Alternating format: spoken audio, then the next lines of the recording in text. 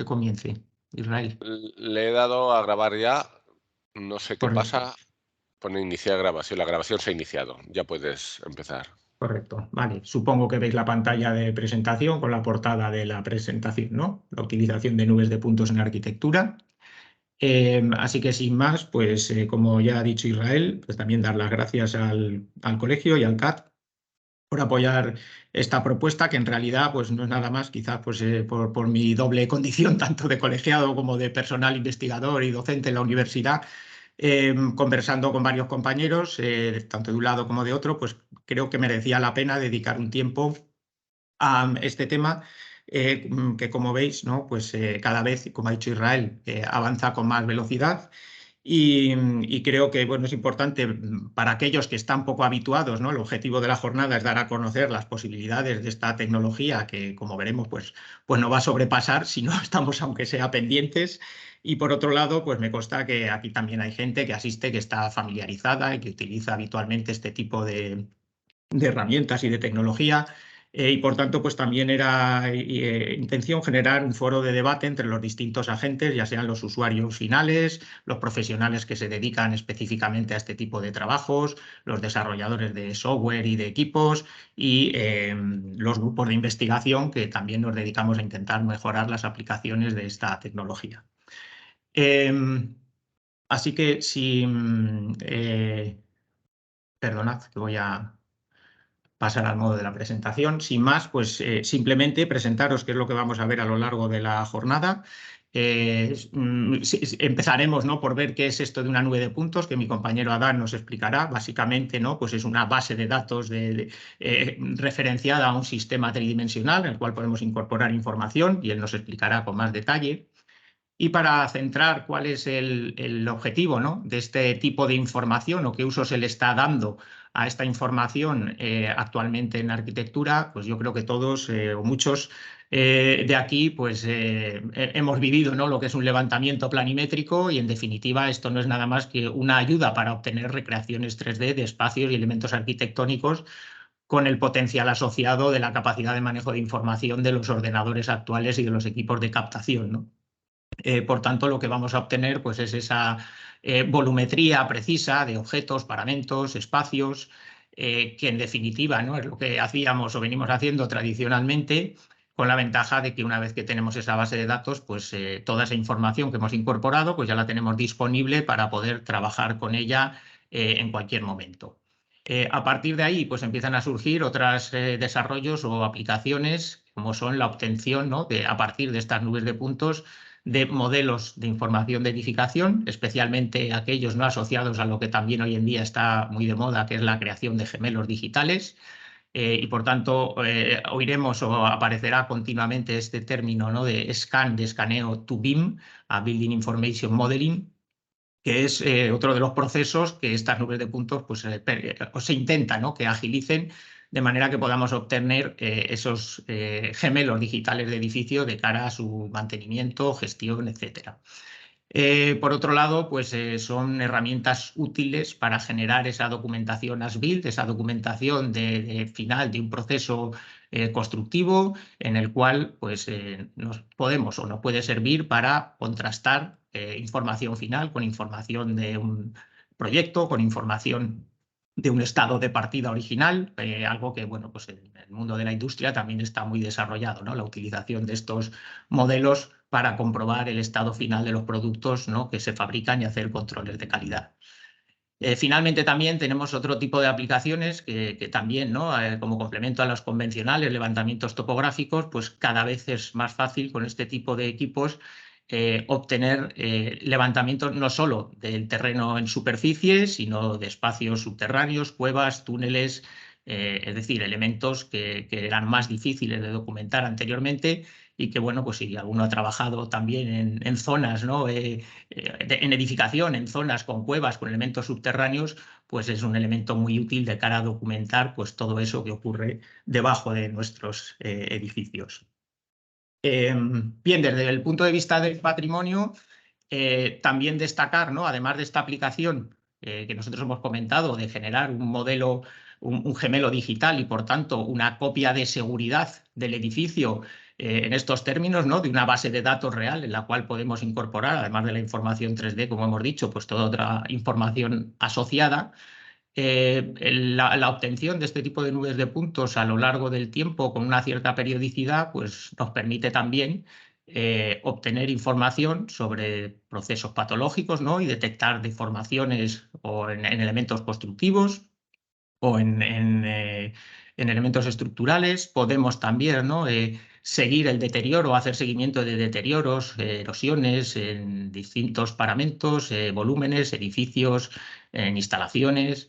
Y desde el punto de vista de la restauración, como veremos también en alguna de las ponencias, nos permite generar a su vez o también documentar el crecimiento, ¿no? O el estado de avance de los procesos de restauración e incluso de documentación de los procesos de creación o de documentación histórica de los bienes inmuebles. Otra de las cuestiones que abordaremos y dedicaremos una de las charlas específicamente a esto es la incorporación precisamente a este tipo de nubes de puntos o esta base de datos tridimensionales, la información térmica, ¿no? Información que podemos obtener a partir de cámaras termográficas y poder generar modelos que también incorporen esa información y podamos trabajar con ellos como información adicional a esa documentación puramente geométrica. También en otra de las presentaciones, como veremos ahora, nuestro compañero Antonio Trenado pues nos ilustrará sobre las distintas posibilidades que a partir de las nubes de puntos podemos obtener o podemos desarrollar del mismo modo que ya lo hacíamos con cualquier modelo tridimensional generado por cualquier programa, ¿no? de generación de modelos 3D. Es decir, a partir de una nube, pues nosotros podemos generar elementos una vez que tenemos la nube, podemos generar el levantamiento de cualquiera de las partes que a nosotros nos interesa y tener ortofotografías, como veremos, alzados, secciones, plantas, de cualquier proyección, ¿no? Habitual que a nosotros nos es útil. Y por otro lado, a partir de ahí generar pues también mallas tridimensionales y renderizados para poder hacer pues recorridos virtuales por una escena, como digo, como haríamos con cualquier otro modelo.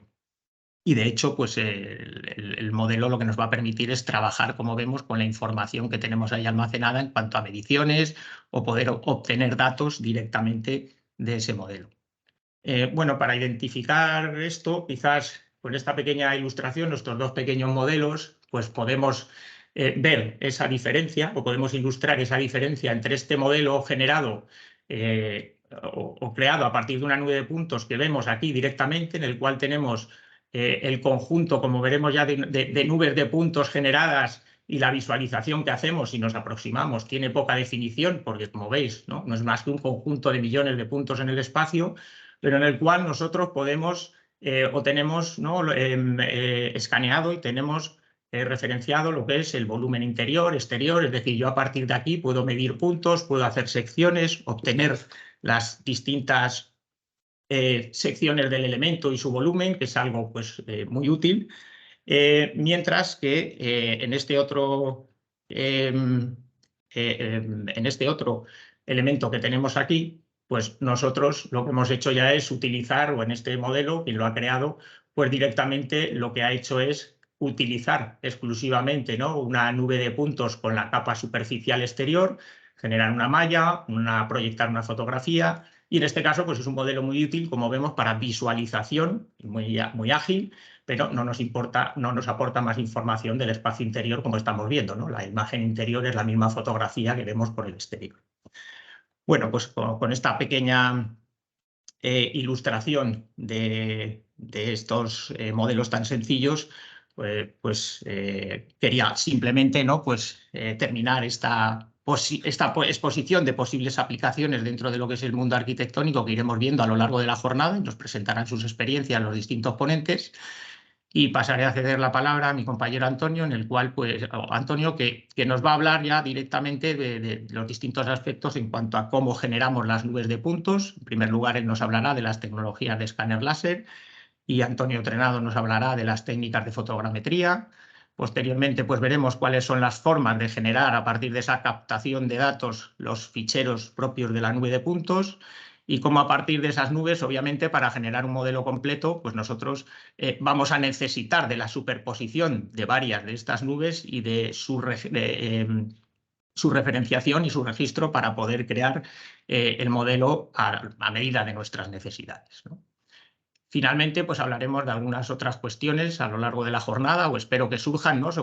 A partir de la propia experiencia de las personas que nos van a hablar, de cuáles son las limitaciones, obviamente, de estos archivos de gran tamaño, cuáles son los formatos de archivo que habitualmente utilizamos para el manejo, ¿no? en el que se exportan estos datos, y sobre todo, pues de qué manera podemos automatizar, o si se puede, ¿no? En qué estado estamos, la generación de esos modelos de edificio en un formato nativo, ¿no? De modelo de información de edificación desde esas nubes de puntos. Todos los software de modelado que estamos acostumbrados a manejar, pues cada vez incorporan estas aplicaciones para hacer más amigable este proceso. Si habitualmente, ¿no? Empezamos trabajando en los programas de modelado con formatos o con importación de formatos de WG, la que la mayoría, ¿no? Trabajábamos en modelos de CAD, después pasamos al IFC, que era el modelo de intercambio, es el modelo de intercambio habitual entre programas de modelado.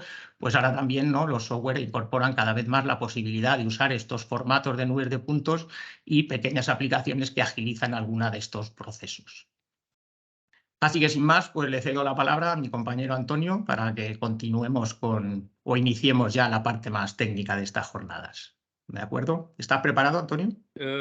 Sí, bueno, voy a compartir yo. Debes dejar de compartir tú o comparto yo. A ver. Entiendo que sí, ¿no? Vale. Vamos a ver. Bueno, ahora a ver si estamos. Creo que se ve todo, ¿no? Sí. Vale, bueno, pues buenos días a todos. A mí me ha tocado un poco empezar por la parte técnica, y como, bueno, más metido en el campo de la ingeniería, pues voy a explicar de la manera más somera posible sobre técnica de obtención de nubes de puntos, es decir, sensores 3D básicamente. Entonces, bueno, aunque aquí en la primera transparencia os muestro un vídeo en el que hay, bueno, pues un láser escáner de largo alcance, que será casi lo último que vea, pues también tengo que hablar de un poco la información 3D, de otros tipos de sistemas de obtención 3D. Y bueno, espero que no tarde mucho, porque ya, como vamos siempre retrasados, pues bueno, voy a intentar ser lo más conciso posible. Bueno, entonces, en primer lugar, en las nubes de puntos se asocian a digitalización 3D normalmente. Y bueno, dentro de un poco del contexto en el que estamos, podemos decir, bueno, ¿dónde se usa la nube de puntos? Pues típicamente en empresa, a través de sistemas que tienen ya compradas las empresas, dispositivos, sensores, etcétera, y en universidad, como es el caso mío y el de mi grupo. En administración se podría utilizar, pero poco. En los campos en los que se usa son realmente muchos campos. Ahora aquí los más conectados en este entorno, lógicamente, sería ingeniería y construcción y también arqueología, ¿no? Sería una de los campos donde estamos utilizando nubes de puntos. También, por supuesto, informática, humanidades, sanidad, etcétera. ¿Para qué se usa? Bueno, se usa para proyectos, básicamente. Una pequeña parte se usa para investigación, realmente aquí en la universidad, pero también hay gente que desarrolla sistemas e incluso, pues, algunos de nosotros impartimos docencia, incluso doctorado, etcétera. Bien, por lo tanto, lo primero que vamos a preguntarnos es si es necesario ver en 3D. El hombre ya sabe la respuesta y dice que sí. ¿Por qué? Pues porque efectivamente tiene pérdida de perspectiva, como se ve ahí. Hay fallos en su ejecución de actividades, hay un desplazamiento relativo de objetos, etcétera. Es decir, que el hombre necesita ver en 3D, pero las máquinas también necesitan ver en 3D. Los sistemas automáticos necesitan ver en 3D. Entonces, en esta transparencia se ilustra muy fácilmente un robot sin 3D es algo que no va a funcionar.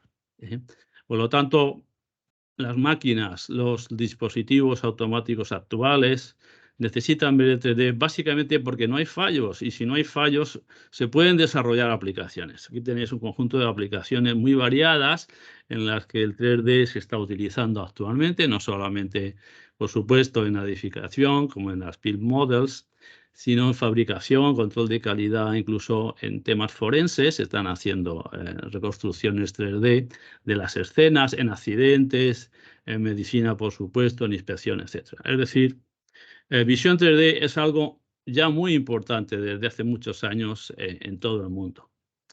Pero no hay que olvidar que los computadores son los que están utilizando ahora la visión 3D. Entonces, cuando estudiamos visión 3D en computadores, normalmente distinguimos tres cosas: investigar o hablar sobre sensores, hablar sobre modelos, es decir, cómo utilizamos esa información y la estructuramos de tal manera que sea comprensible para un computador, y el tercer punto es si podemos dar con estos datos inteligencia, ¿no?, a nuestros sistemas.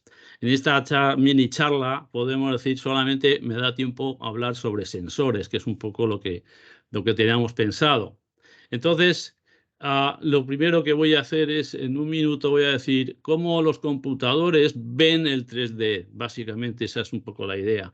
El primer tipo sería lo que se llama mediante mapas de profundidad. Todo el mundo entenderá que lo que se ve es una imagen en grises, pero cada píxel no significa más que la distancia a la cámara, digamos, la distancia a la cámara de ese punto en el espacio. De tal manera que lo que tenemos es lo que se llama un mapa de profundidad. Esta es una de las maneras en las que los computadores ven el 3D. La segunda manera es lo que se llama los imágenes de rango. Las imágenes de rango consisten simplemente en tener tres planos de datos que corresponden a planos X y Z, digamos, del espacio tridimensional, y que hacen referencia a cuál es cada coordenada X y Z de cada píxel de esa imagen de intensidad.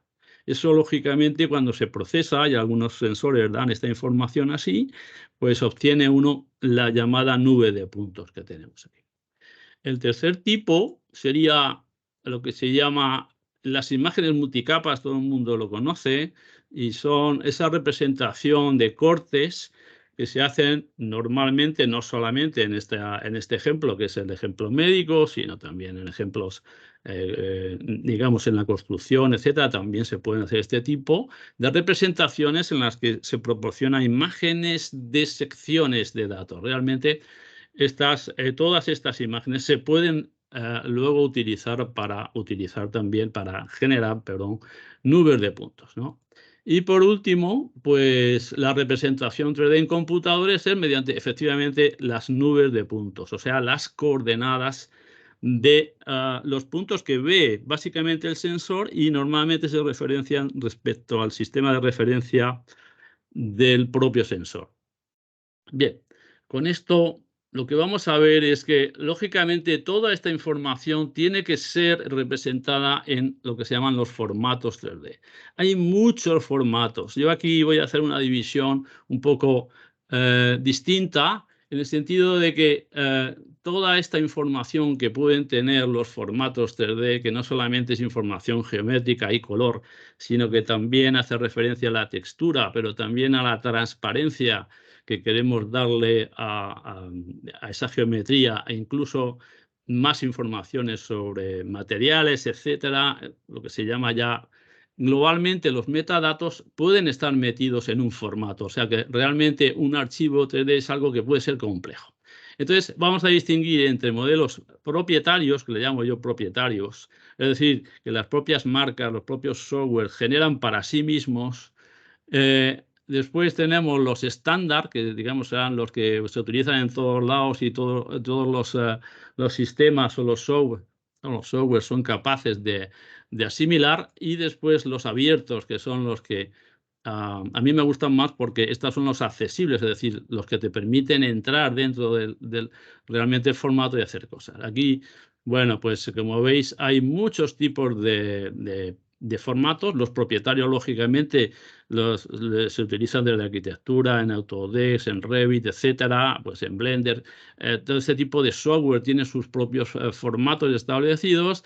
Tiene mucha información, como digo, no solamente la información geométrica, mucha más información dentro, ¿vale? Y normalmente hay problemas para ir de uno a otro, es decir, la importación-exportación de estos formatos suele dar problemas. Sin embargo, los estándares son formatos que uno puede utilizar quizá porque son más simples, porque no tienen tanta información y puede quizá abrirlo desde varios sitios, utilizarlo, etcétera, o finalmente que los escáneres, los propios escáneres proporcionen ese tipo de formato, ¿no? Los propios sensores. Como tenéis el STL, muchos de ellos son utilizados para impresión, etcétera. No hay mucho tiempo para, por supuesto, ir desglosando cada uno de ellos, ni es mi intención. Y los abiertos, pues quizás suene mucho el PLI y luego los PTS, PTX, etcétera, son archivos abiertos, es decir, están en código ASCII, por lo que nosotros, digamos, los ingenieros o los desarrolladores podemos meter mano, como quien dice, ¿no? Y perdónenme la expresión. Bien, vamos a empezar entonces rápidamente con cuáles son los sensores. Yo no voy a hablar ahora de todos estos sensores que pongo aquí, por supuesto, pero tengo que decir que hay sensores de varios tipos. Y uno de los tipos es sensores basados en técnicas que no tienen visión, ¿de acuerdo? Y hay otra parte que sería los sensores que sí tienen visión en su ejecución, que son de los que voy a hablar realmente. Todos estos los he puesto aquí, pues bueno, pues que me parece que una transparencia, por lo menos para decir que existen otro tipo de cosas y que también la gente les sonará mucho, como la tomografía computarizada, los TAC, los PET, los ultrasónicos 3D, bueno, sobre todo en ambientes sanitarios, etcétera, incluso, bueno, y las IMUs, que también son muy utilizadas en muchos de los sensores asociados a sensores 3D, y los georradares, por supuesto, también muy conocidos. Todos estos los vamos a dejar para otra ocasión. Nos vamos a centrar en técnicas basadas en visión. Básicamente, bueno, yo he hecho un recorrido súper rápido y lo que voy a hacer es ir revisando cada una de ellas. Lógicamente, en un ambiente de construcción, arquitectura, se van a utilizar los de medio y largo alcance, pero le voy a dar un barrido a todo, es decir, para que no quede resquicio de otros sistemas que también son importantes, aunque también sean a nivel local. Vamos a empezar ya rápidamente con los primeros sistemas. Yo los he llamado sistemas estéreo, multiestéreo e incluso fotogrametría. Aquí lo único que tengo que decir, todo el mundo lo entenderá, es que el estéreo pues, es el sistema nuestro, el sistema humano. Y que lógicamente lo que el hombre ha hecho ha sido no replicar, pero en cierta manera seguir un poco el sistema humano de asociación de dos imágenes para construir, digamos, la tercera dimensión. Bueno, en este caso aquí lo que se ve son dos fotos de la misma escena, que no es exacta la misma escena porque hay un pequeño desplazamiento, pero que si uno soluciona lo que pone ahí, los dos problemas de correspondencia primero y segundo, una solución matemática, es capaz de, bueno, pues generar lo que se llama, igual aquí, un mapa de profundidad, ¿no?, de la escena. Igual que puede haber dos cámaras, puede haber 3, 4, etcétera. Es decir, sistemas multiestéreo. ¿Cuál es el problema que tenemos aquí? Vamos a poner aquí unos vídeos. Y es que uno puede conocer la transformación que ligan los sistemas de coordenadas de dos cámaras, como pasa en el primer vídeo de un robot con una cámara que toma imágenes de un objeto y con eso es capaz de reconstruir el objeto. O segundo problema es si uno tiene un sistema como el que tenemos aquí en este robot nuestro, de dos cámaras aproximadamente paralelas, es capaz de construir el estéreo de lo que va viendo. Bueno, estos son, digamos, las dos posibilidades, ¿no? Y realmente, ¿existe solución? Sí existe solución, aunque la solución teórica se resolvería mediante, bueno, problemas de minimización algebraica que no voy a explicar, por supuesto, aquí. Bien, la fotogrametría, que nos van a hablar Antonio y Demetrio en la siguiente ponencia, bueno, pues es una forma de estéreo, pero como se pone aquí en esta imagen arriba, hay muchísimas fotografías que deben ser asociadas. Básicamente ese es el fundamento. Si eso se hace, y si todas son alineadas, pues se resuelve el problema de, digamos, de correspondencia que teníamos y que he comentado anteriormente. Y bueno, pues uno es capaz de construir, digamos, una geometría además muy bien texturizada porque está utilizando la propia imagen que proporcionan las cámaras, que si las cámaras son buenas, lógicamente, pues este tipo de técnicas ya nos explicarán ellos, pero bueno, pues tiene sus ventajas, lógicamente, aunque también tiene sus inconvenientes. Yo lo que clasificaría como fotogrametría de corta y de larga distancia. Y bueno, ahí básicamente hay que tener cuidado con la imagen, con la luz y bueno, la verdad es que da muy buenos resultados, pero siempre en sus entornos, ¿de acuerdo? Que ya ellos explicarán. Aquí en esta transparencia se ha visto muy bien que, bueno, pues la recreación de este espacio a nivel fotogramétrico pues, se hace muy bien, es decir, visualmente, digamos, es muy atractivo. Bien, vamos a seguir un poco viendo cuáles son los sistemas en los que se les puede proyectar algo y con esa proyección, con una proyección de algo sobre la escena, se es capaz de reconstruir. Esto se llaman las técnicas de triangulación activa. Activa significa que cualquier cosa que se le proyecte a la escena está modificando la escena. Por eso se resuelven siempre el problema es de triangulación, pero a través, en este caso, de proyectar algo sobre la escena. En este caso se proyecta un patrón solamente. Bien, estos son ejemplos de proyección de un solo patrón, pero también existe el caso en el que uno puede proyectar varios patrones. Esto es lo que se llama proyección temporal de patrones. Esto es un sensor, uno de los sensores que tenemos hace muchos años en nuestro laboratorio, que es capaz de dar el 3D. En este caso, bueno, era una cosa asociada con un robot, pero te proporciona el 3D de la escena cuando, bueno, das una serie de patrones. Y, bueno, pues hay un procedimiento que no pienso explicar en el que uno es capaz de obtener igual las coordenadas 3D de los puntos. Este es el sensor, digamos, este es el proyector, esa es la cámara, ¿de acuerdo? Y, bueno, pues digamos que la resolución son resoluciones. En este caso, en nuestro ejemplo, que esto es un sensor del año 94, o sea que tiene muchísimos años de los primeros sensores que vinieron, pues tiene precisión, digamos, por debajo del milímetro, pero no mucho más, en entornos cortos. Otra cosa que siempre me gusta mostrar es esto, porque es tan sencillo. Es un proyecto que se hizo en el laboratorio en el que con una simple proyección de la sombra de un palo, pues se reconstruía el 3D. Bueno, arriba está un poco la ilustración de cómo sería el sistema. Se proyecta la sombra y se es capaz de obtener el 3D simplemente. Bueno, esto es una proyección también de algo, de luz estructurada. En este caso es una sombra lo que se está proyectando. Bien, seguimos. Pero los más conocidos y los que se han utilizado y también hace mucho tiempo, esto es uno de los primeros también sensores que tuvimos en el laboratorio, pues claro, si proyectas un haz de luz láser, ese haz de luz láser recorre la escena mediante la deformación de esa trama láser, si es capaz de reconstruir en 3D y lógicamente te proporciona digamos, una información muy valiosa. Se ha utilizado mucho en temas de patrimonio, de arqueología, etc. Y, por supuesto, en industria. Muchos de estos dispositivos de triangulación activa con láser son utilizados en la industria para control de calidad, básicamente. Bueno, estos son unos ejemplos muy, muy famosos sobre la utilización de este tipo de sensores, pues por ejemplo, pues en la Escuela de Altamira o la digitalización de Michelangelo se hizo con este tipo de sensor. Incluso, bueno, nosotros también hemos hecho cosas en el Museo de Arte Romano. Me parece que es esta foto, la de abajo a la derecha, en que teníamos una plataforma elevadora incluso con este tipo de sensor para digitalizar piezas de patrimonio que estaban, pues eso, en alturas muy altas, etcétera. Bien. Lógicamente esto está muy alto, pero bueno.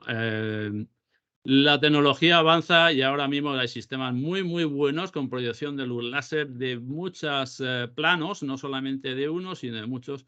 Y eso lo que hace es que obtiene un 3D muy, muy preciso. Y aquí se ve, bueno, cómo se está utilizando en control de calidad y cómo se recogen unas mallas, en este caso se hace una triangulación y luego se hace una malla de, bueno, pues para hacer triangulación, como digo, muy precisa, ¿no? Vale. Seguimos un poco y simplemente la estereoscopía activa es ya rizar el rizo, es decir, voy a tener 2 cámaras o más y encima le voy a proyectar cosas. Si se hace eso, se obtiene una resolución por debajo de la centésima de milímetro. Se hacen cosas con muchísima precisión, lógicamente. En metrología, en industria, en fabricación, se utiliza este tipo de sistemas. Y bueno, vamos a pasar un poco, bueno, vamos a pasar ya a sistemas de largo alcance que sí son utilizados ya más bien en entornos de construcción y también de arqueología, digamos. Y bueno, son las tecnologías láser de medio y largo alcance. Hay 2 tipos de sistemas. Unos se llaman de tiempo de vuelo y otros se llaman de cambio de fase, podemos decir. El tiempo de vuelo es muy fácil. El sistema lanza el rayo láser por todos los lados y lo que hace es medir el tiempo de vuelta, digamos, del rayo láser. Y bueno, con eso se logran de sistemas que alcanzan hasta los 1,5 kilómetros, podemos decir, ¿de acuerdo? Algo que se utiliza mucho pues, en entornos muy abiertos. Son sistemas con alta precisión, pues pueden dar, no sé, 200.000 puntos segundo, 300.000 puntos segundo. Últimamente los sistemas están mejorando. No necesita especial iluminación para hacerlo, es una ventaja que tiene. Se puede montar, como veis ahí, bueno, pues en automóviles, en sistemas, voy a poner aquí, en sistemas que son móviles y lógicamente proporcionan una información 3D muy rica, ¿no? Tiene también algún inconveniente sobre, bueno, pues el tema de reflejos en superficies, el tema de superficies en negro, etcétera, que puede tener fallos, pero son sistemas, como digo, de muy largo alcance. Vamos a ver, aparte de este sistema, veis un poco las aplicaciones, porque claro, aquí uno puede recoger todas estas escenas, que son prácticamente un pueblo. Este es el pueblo de Buñol, donde estuvimos trabajando hace mucho tiempo, y uno casi puede, bueno, digitalizar un pueblo pues, en un día, una mañana, ¿no? O sea, tiene un poder de adquisición. También hay algo que se utiliza menos, pero es el Airborne Laser Scanner, es decir, vamos a montar en un aparato que vuela un sistema de ese tipo y lógicamente también te proporciona datos, aunque de menos densidad.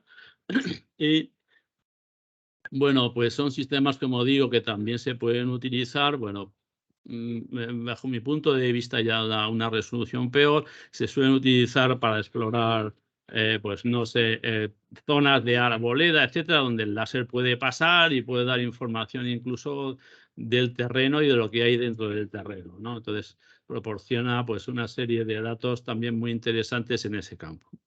Bien, y el segundo tipo que te habíamos dicho es el de cambio de fase y bueno, es un poco parecido, pero no es lo mismo porque aquí lo que se juega es con la fase de las ondas electromagnéticas. En realidad se pueden utilizar varias, digamos, varias fases digamos, del láser y mediante el desfase de esas ondas electromagnéticas se construye el 3D. Este tipo de escáner está muy establecido en la media distancia, podemos decir. Da resultados de muy alta precisión, quizá mayores que los de tiempo de vuelo. Más versátil, se suele utilizar en interiores, lógicamente, y bueno, pues tiene un rango de aceptación bastante alto, ¿no? Dentro del campo de la arquitectura y tecnología. Aquí hay algunos ejemplos de, bueno, este tipo de escáner, donde se ha utilizado por tiempos. Pues esto es en un entorno arqueológico, pues aquí tenemos digitalizaciones de regiones también exteriores, como se puede ver. Y bueno, digamos que es uno de los escáneres que tiene mucha aplicación en el campo de la arquitectura arquitectura y arqueología. Bien, finalmente ya para acabar, ¿qué hacemos con la nube de puntos? Ya ha apuntado algo Paco antes.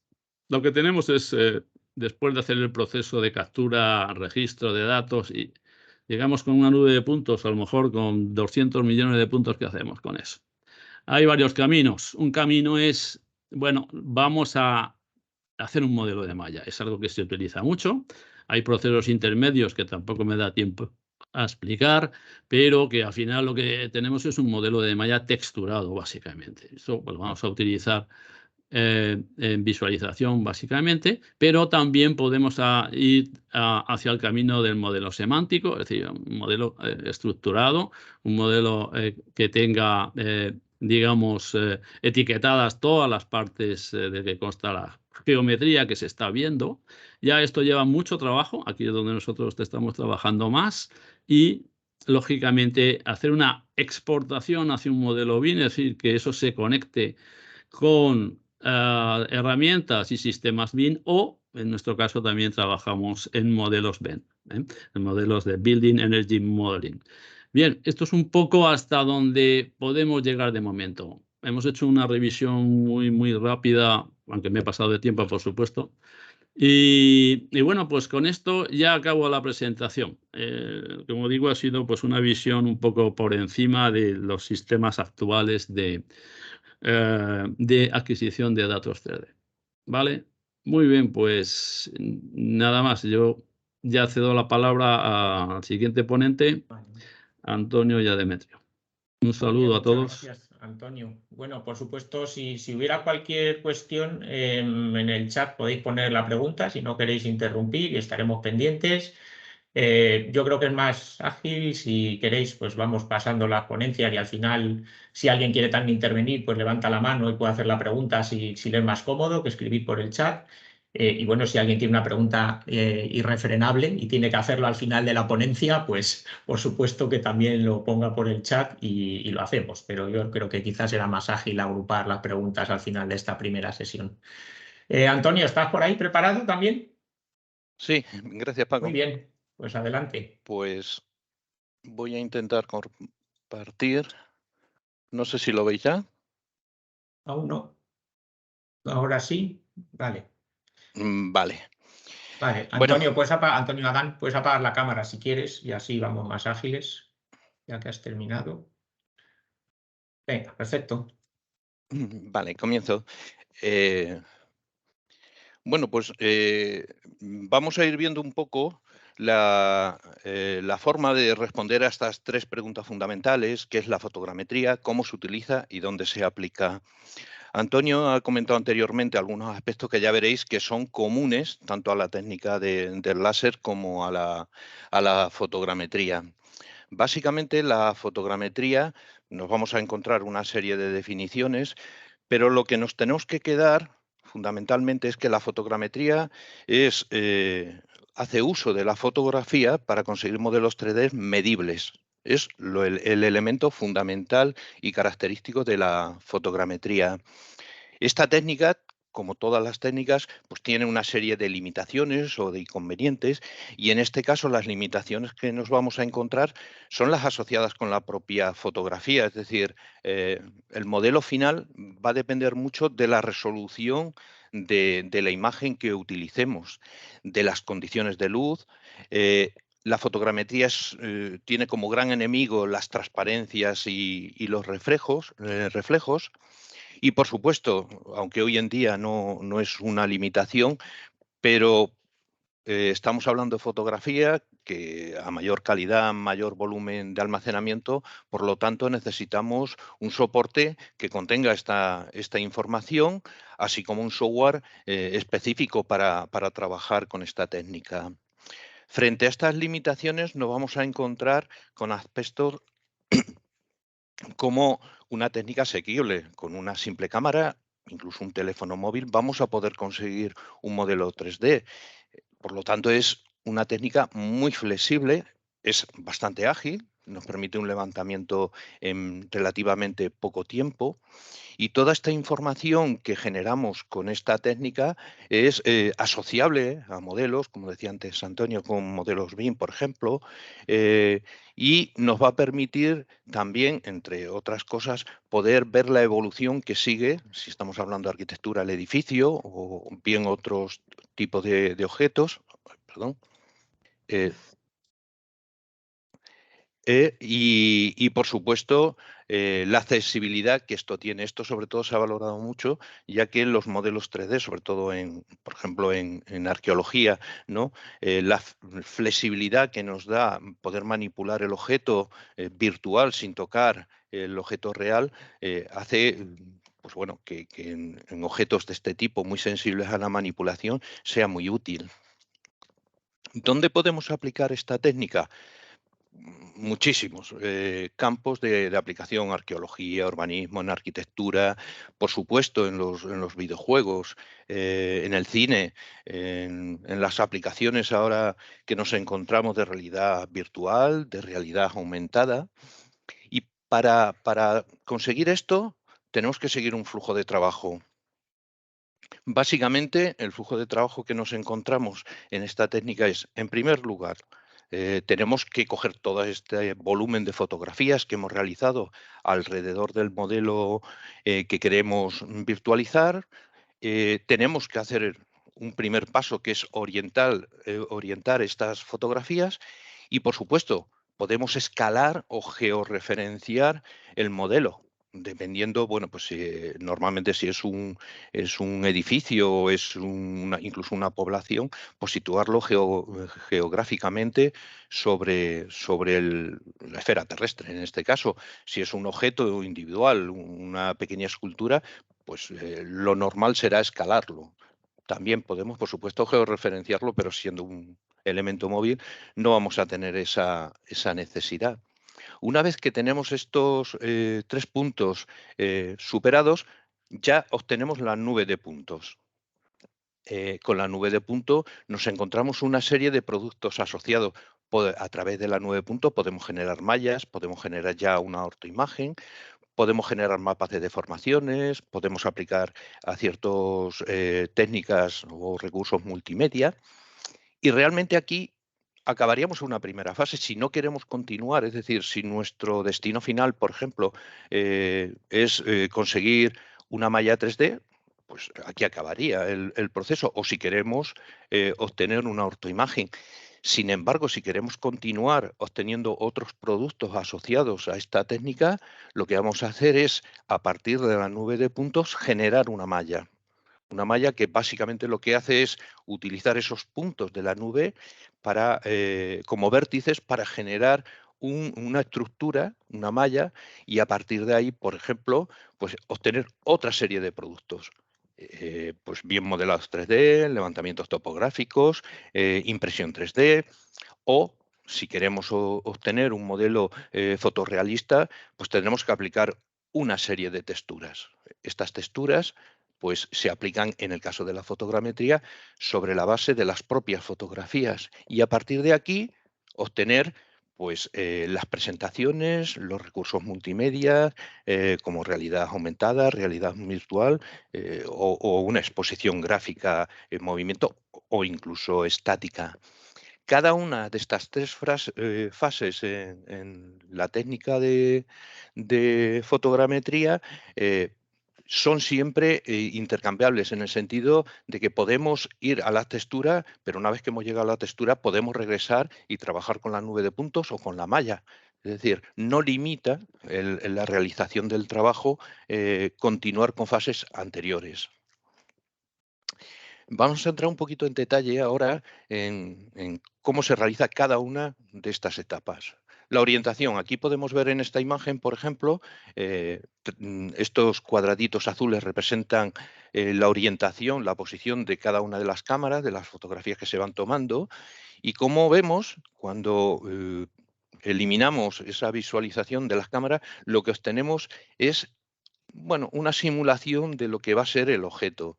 En este caso vemos ahí un castillo, las ruinas de un castillo, y nos está dando la posición, las coordenadas de los distintos puntos. Todavía en esta fase no tenemos la nube de puntos, están representadas con puntos, pero no es en sí la nube. La siguiente fase, como vemos aquí, ya se ha comentado anteriormente que es una nube de punto, no voy a repetirlo. Ya sí que obtenemos la nube de punto. En este caso, debido a la densidad que tiene esta nube de punto, observamos un modelo casi sólido, pero realmente cuando nosotros nos aproximamos a este modelo, lo que vamos a observar es este cúmulo de puntos en este caso unos 42 millones, algo más de 42 millones, que ya nos da la estructura del objeto con el que estamos trabajando. La siguiente fase, que es opcional, por supuesto, es el escalado o el georreferenciado. Este tipo de técnica, en el caso del escalado, se utiliza normalmente en pequeños objetos, y en el caso del georreferenciado, pues utilizamos dianas como referencia. Hay distintas técnicas, por ejemplo, utilizar una estación total o un GPS terrestre para, a través de estas dianas, tomar referencias y luego aumentar la precisión, por ejemplo, de si es un vehículo aéreo con una cámara que no tiene GPS, suelen tenerlo, o el GPS es de una baja, la precisión que tiene es baja, pues podemos aumentar el modelo. Una vez que tenemos la georreferenciación, pasamos al mallado, que como decía anteriormente, básicamente lo que hacemos es unir esos vértices de la nube de puntos. Mm, el modelo, la resolución de la malla va a depender del número de puntos. Aquí vemos el mismo elemento, pues en el caso de la izquierda con algo más de 5 millones de vértices, y en el caso de la derecha lo hemos reducido a 200.000. Lógicamente, al reducir el número de vértices, estamos reduciendo la resolución del modelo, pero también es con esta bajada de resolución hacemos más fácil la manipulación del modelo. El tercer paso que hemos visto anteriormente en el flujo de trabajo, lo que nos permite es generar mapas, distintos mapas de texturas. En este caso, pues podemos generar mapas de desplazamiento, mapas de oclusión, mapas de normales o el mapa de color, el mapa RGB. Con estos elementos, dependiendo donde vamos a posteriormente a utilizar el modelo, podemos generar uno o simplemente, si por ejemplo el destino de este modelo fuera obtener un modelo impreso en 3D, pues lógicamente podemos ahorrarnos todo este flujo de trabajo. Bueno, pues en arquitectura es muy típico obtener una ortofoto con la típica vista cenital, pero también podemos, una vez que tenemos el modelo 3D, elegir cualquier visualización. Por ejemplo, aquí vemos ortofotos tomadas de distintas posiciones de este castillo, ¿no? Si en este flujo de trabajo hemos realizado la georreferenciación, de manera automática nos los puede situar geográficamente, o bien sobre un mapa directamente, o bien sobre una fotografía satélite. El modelo, a su vez, puesto que ya tenemos las coordenadas de los distintos puntos, lo hemos situado geográficamente, otro producto asociado es un modelo digital del terreno, como podemos observar aquí, o un mapa de elevaciones. Los distintos colores, las distintas escalas, nos va a permitir visualizar y medir la altitud del modelo. La fotogrametría en la propia definición ya habla de tomar medidas. Bueno, pues aquí vemos un ejemplo, ¿no? Hemos cogido de manera muy, muy simple una cinta métrica virtual y estamos midiendo sobre el propio modelo.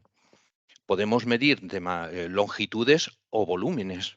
Perfectamente, bueno, pues si tenemos, por ejemplo, una cantera, podríamos calcular el volumen del material con el que estemos trabajando, con distintos software. Incluso, en este caso, todas estas imágenes que vemos aquí se ha hecho desde el mismo software. Todo el flujo de trabajo se ha aplicado sobre el mismo programa. Y de manera resumida, os voy a mostrar un pequeño vídeo. Vamos a ver. Este es el modelo con el que hemos estado trabajando. Como podéis observar, en este caso esto es Almadén.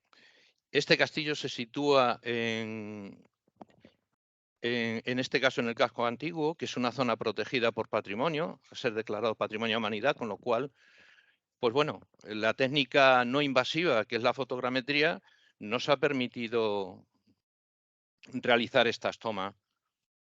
Observamos aquí, en este caso, las distintas tomas que se han ido, en este caso aéreas, que se han ido tomando sobre el castillo. Nos interesaba la parte exterior del castillo. Lo primero que hemos hecho es tomar una serie de medidas simplemente por que nos faciliten la verificación posterior, la precisión que hemos obtenido. Y en la primera fase, como vemos aquí, pues el modelo se ha orientado, se obtiene una primera visualización de la nube de puntos, nos limitamos al modelo, que en este caso es el castillo, con la malla, y aquí podemos observar una animación de las distintas fotografías que se han ido tomando. Una vez que tenemos la malla, podemos aplicar, en este caso, el mapa de textura RGB. Nos permite, una vez que tenemos el modelo 3D, manipularlo desde cualquier posición, visualizar cualquier tipo de detalle. Y, por supuesto, podemos, como veíamos anteriormente en una imagen 2D, pues de manera muy sencilla, tomar pues bueno, cualquier dimensión en escala real. Vemos también las coordenadas, bien medidas longitudinales, áreas, volúmenes.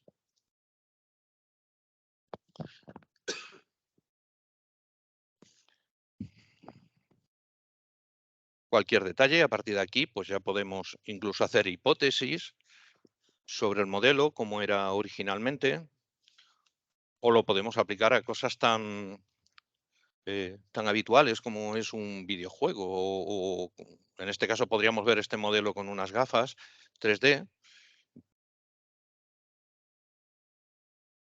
Y otro elemento también importante es que una vez que obtenemos este modelo, podemos manipular la malla para trabajar, para corregir, para añadir elementos. Podemos visualizar el mismo modelo, en este caso a color, pero sin la textura. Como decía anteriormente, vamos hacia atrás. En este caso hemos visto el modelo con el flujo de trabajo original, pero estamos volviendo hacia atrás para observarlo, para analizarlo. Vemos aquí de manera directa cómo, al aplicar sobre la ortofoto, sobre un mapa, sobre una imagen satelital, observamos la diferencia en la calidad. Y otra ventaja es que una vez que tengamos el modelo en uno de esos formatos abiertos que comentaba Antonio anteriormente, pues incluso nos va a permitir visualizarlo con un software, en este caso el visor del propio sistema operativo de Windows 10.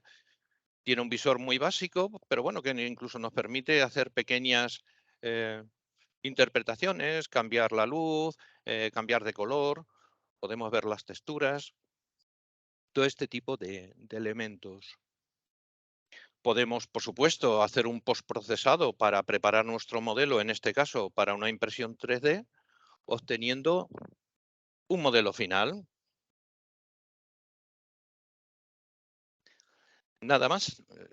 Creo que no me he pasado de tiempo. Muy bien, Antonio, muchas gracias. No, ajustado perfectamente.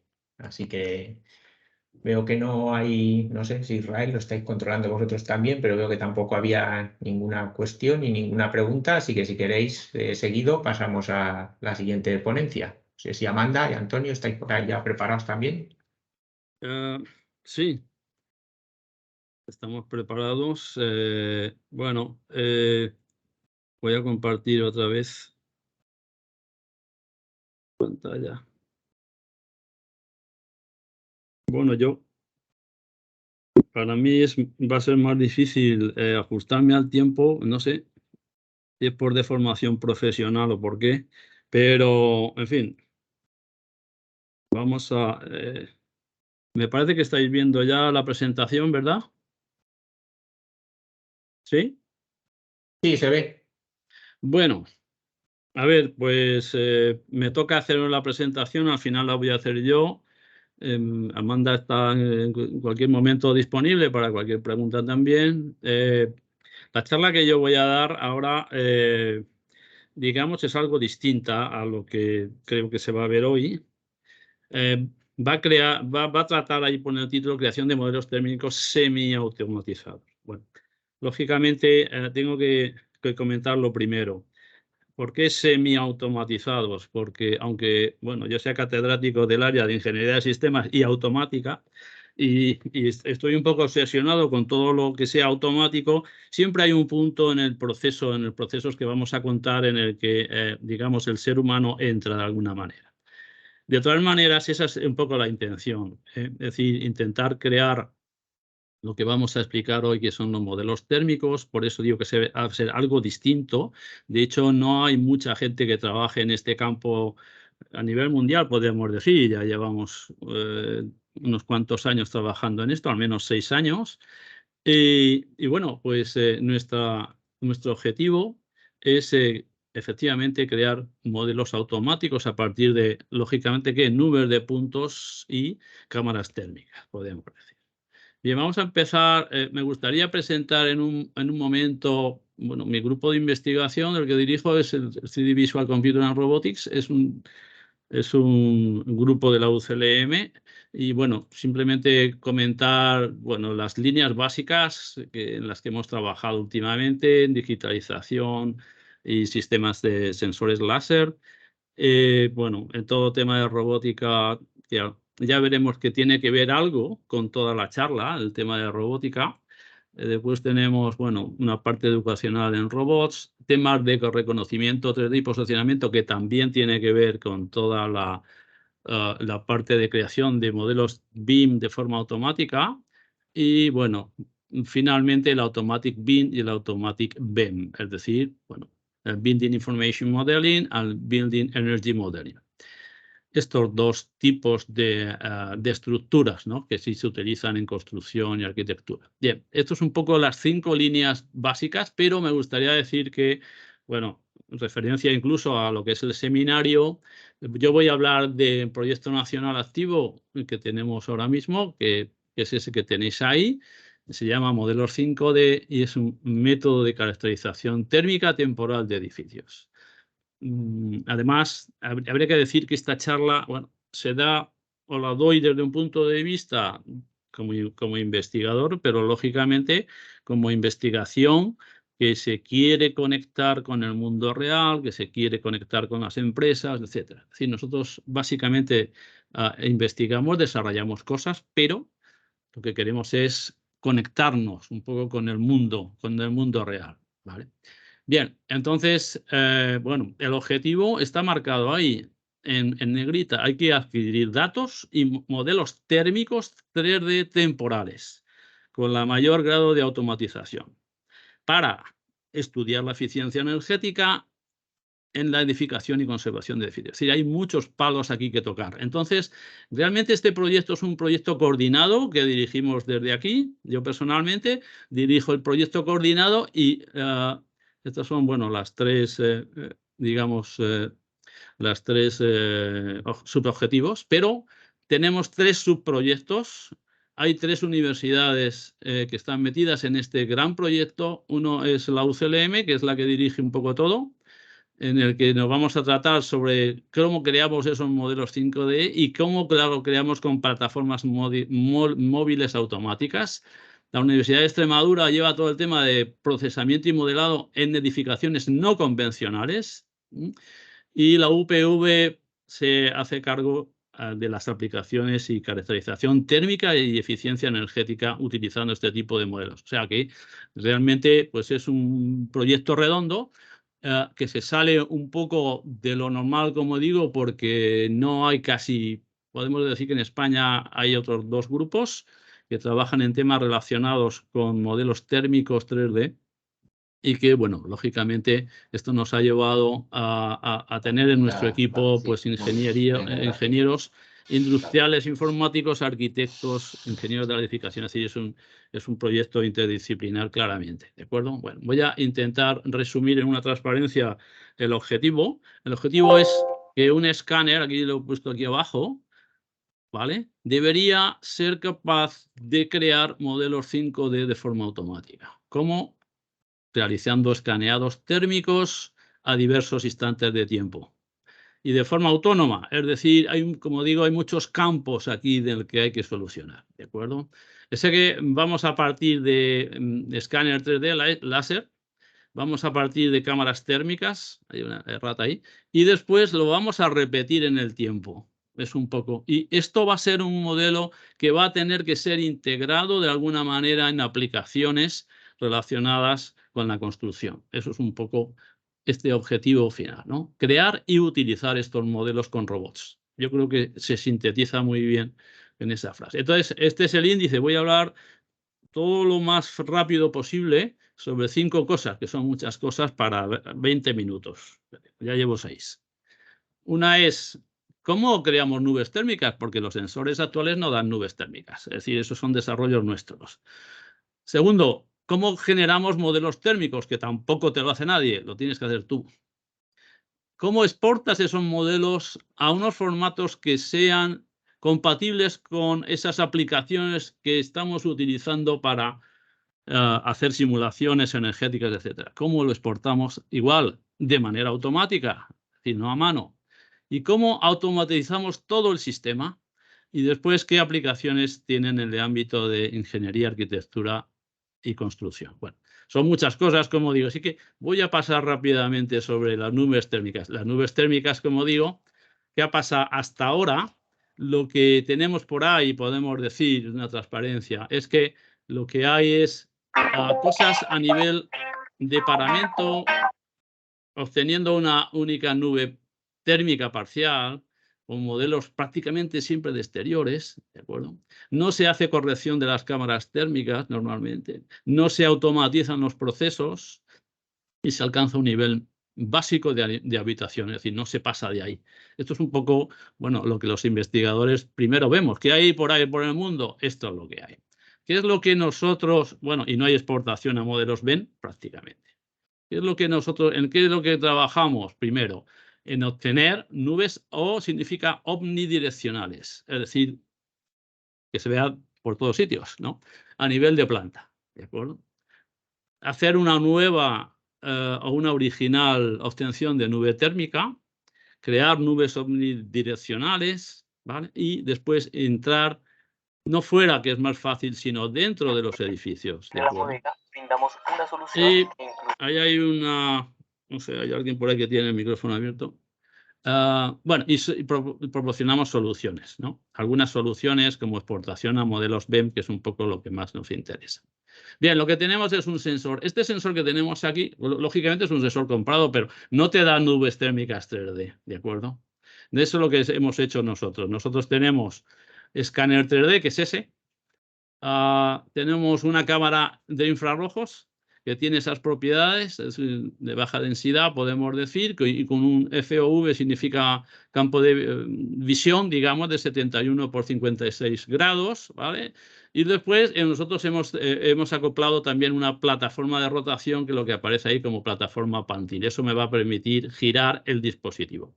Todo esto, digamos, lo tenemos, pero lo tenemos que desarrollar nosotros porque utilizando las SDKs del propio escáner y haciendo programación sobre todo ello. Bueno, y entonces lo que hacemos básicamente, la primera parte, es decir, tenemos una imagen térmica que a través de programación la tenemos.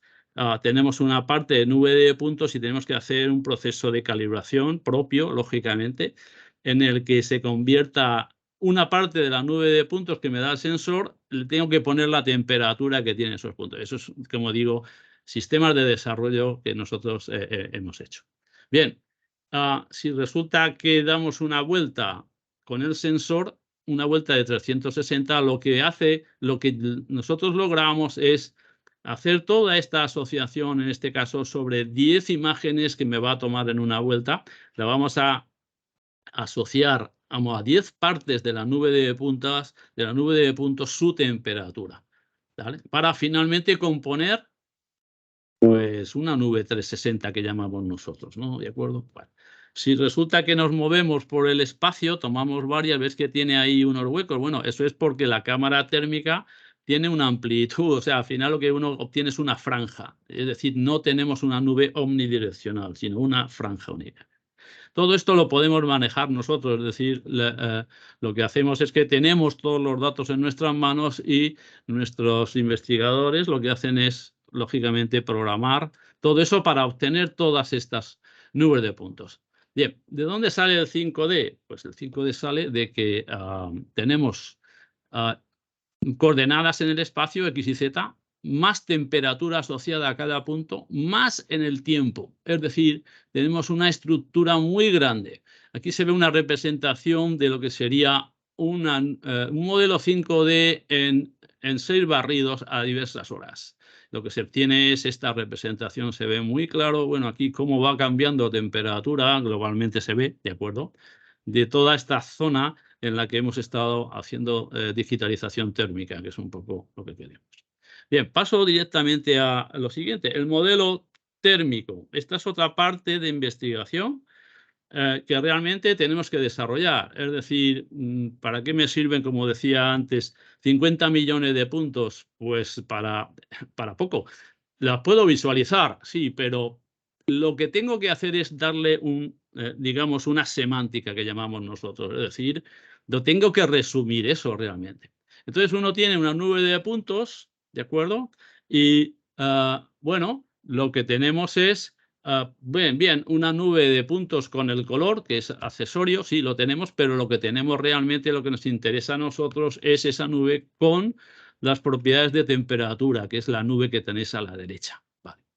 Claro, eso, como digo, lo que vamos a hacer es, no voy a poner solamente los procesos básicos. ¿Qué es lo que hacemos? Algoritmos de segmentación. Lo que básicamente hacemos es, vamos a separar los puntos por planos, de los planos que tiene este entorno, ¿vale? Y después hay una parte muy crítica que es del reconocimiento y clasificación de lo que ve cada una de esas, en esos planos, ¿de acuerdo? Fijaros que aquí lo que se ve son imágenes, al final se ha sacado como una ortoimagen térmica de cada uno de esos segmentos que se han hecho antes. Claro, esto lógicamente me está dando no solamente la imagen térmica de cada componente, sino qué significado tiene cada una de las partes, es decir, la semántica que tiene.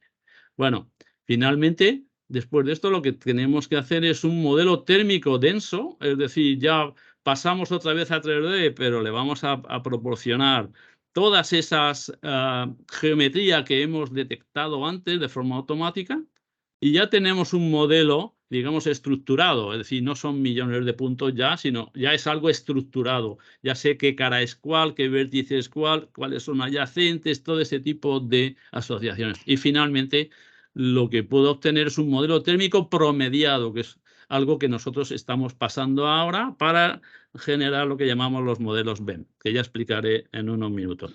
Bien, esto lo que significa es que esta estancia le estamos dando unos valores promedio para cada uno de esos planos o, si queréis, caras o suelo, techo, etcétera, ventanas, puertas, etcétera. Le estamos dando un valor de temperatura promediado. Vale.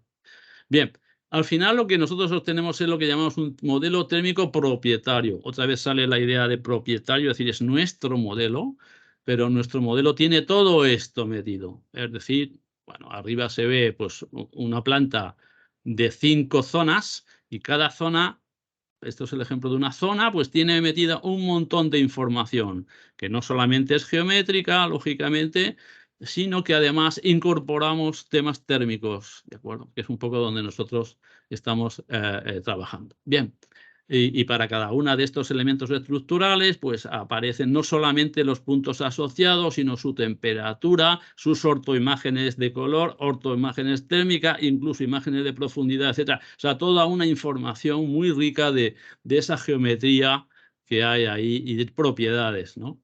Bien. Algo muy importante es, vale, tenemos ese modelo propietario, ¿qué hacemos? Hemos trabajado en la exportación, aquí a modelos BEM. Entonces, hay 3 fases. La primera fase es, yo aunque tenga un modelo propietario, eso no lo puedo importar ya, o no lo puedo exportar, como según se tome, ¿no? A una herramienta que utilice modelos BEM. No, tengo que hacer una adaptación de lo que llamamos el PTMA BEM. Bueno, eso lo hacemos, lógicamente, trabajando sobre geometría, es decir, nos exigen un volumen cerrado, que sean coplanarios todos los objetos, que sean coherentes en adyacencia, hay problemas de concavidad, es decir, todo esto tenemos que también hacerlo. ¿Cómo lo hacemos? De forma automática. Es decir, no vamos a ir pinchando y pinchando, no. Esto hay que hacerlo. Entonces, la primera zona se acopla a la segunda a la tercera a la cuarta y la cuarta a la quinta. Y al final lo que se obtiene es una adaptación. Es decir, estoy preparando ese modelo todavía para ser importado. La segunda fase es, voy a darle realmente un formato BEN. Entonces aquí tenemos que introducir una serie de información referente no solamente a la superficie, sino a los tipos de superficie, tipos de propiedades de las ventanas, un montón de cosas. Esto también lo tenemos que anexar y tenemos que finalmente generar un código. Vale, este código luego va a ser leído realmente y va a ser importado, como pone aquí, una importación de este archivo pre-BEM que llamábamos al BEM. Es decir, nosotros hemos trabajado de momento en Transys y en Design Builder para importar modelos que salen de nuestro trabajo.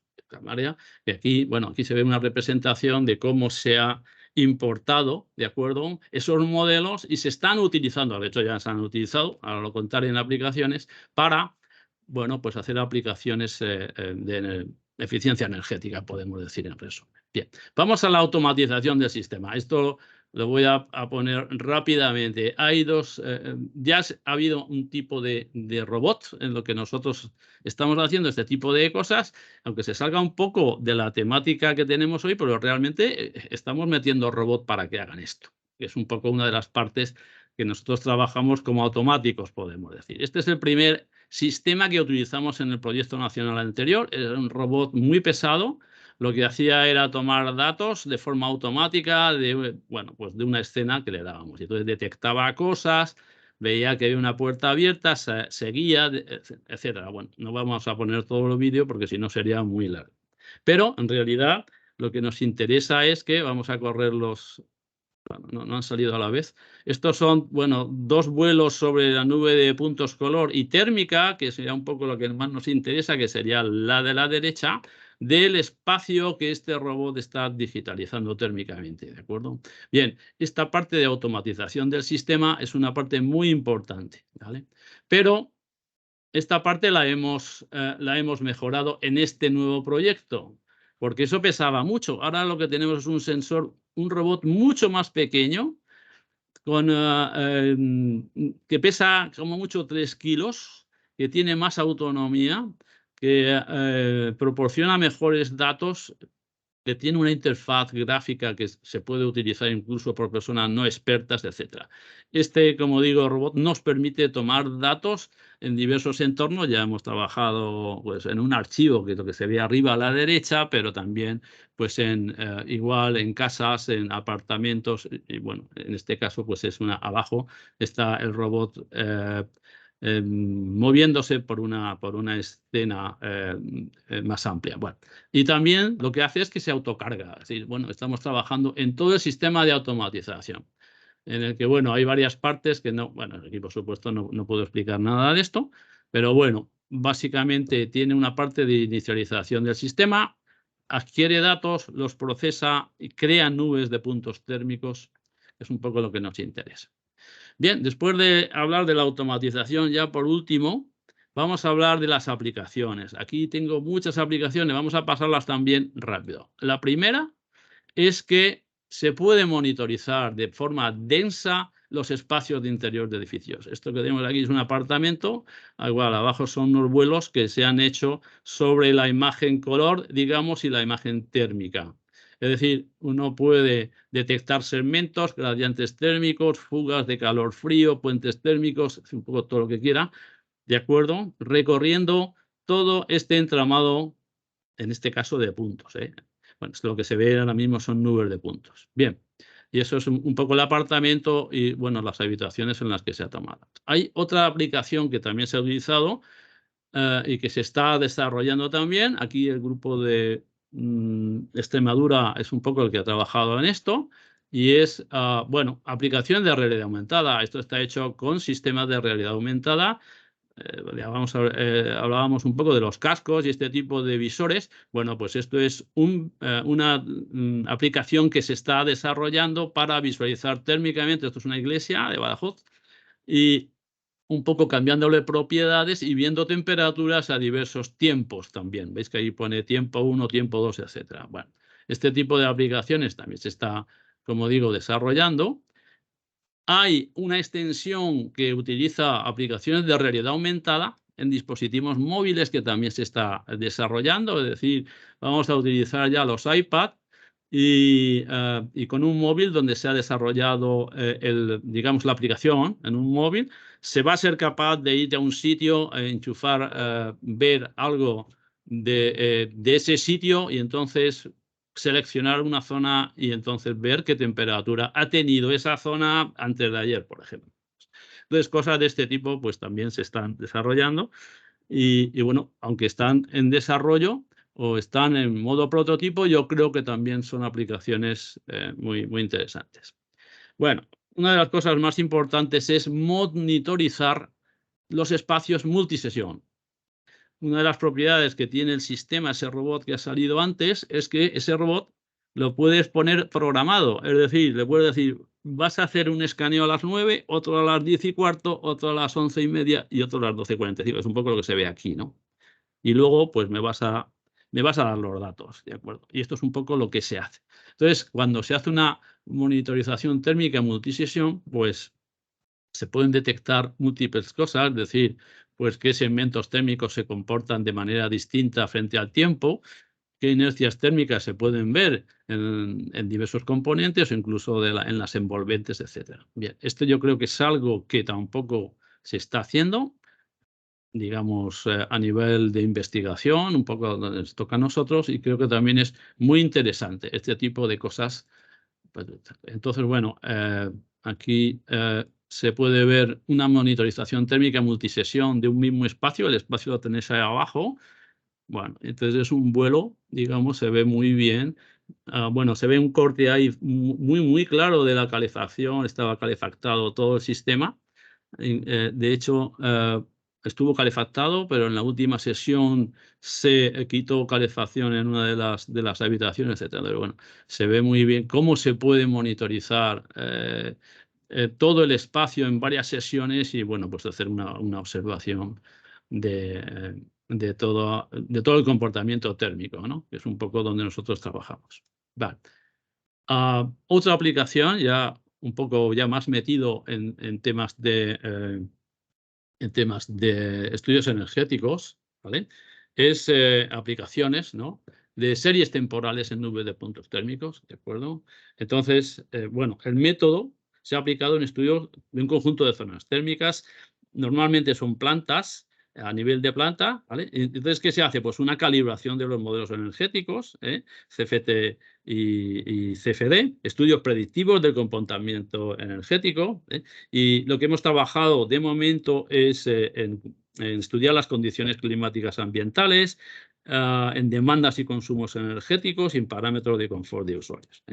Entonces, esta metodología que tenemos nosotros de escaneado térmico y procesado de nubes de puntos térmicas la hemos aplicado, como digo, para el estudio de condiciones de confortabilidad en varios sitios, ¿no? No solamente en apartamentos, sino también en archivos, que digamos que es un entorno muy interesante de hacer estudio, ¿de acuerdo? Bueno, y ahí veis un poco los resultados obtenidos sobre detección y medición de puentes térmicos, bueno, cálculo de transmitancias, etcétera. Es decir, muchas cosas se pueden y se están haciendo de esto. Bueno, aquí hay que decir que también la UPV está colaborando en este tipo de trabajos con nosotros.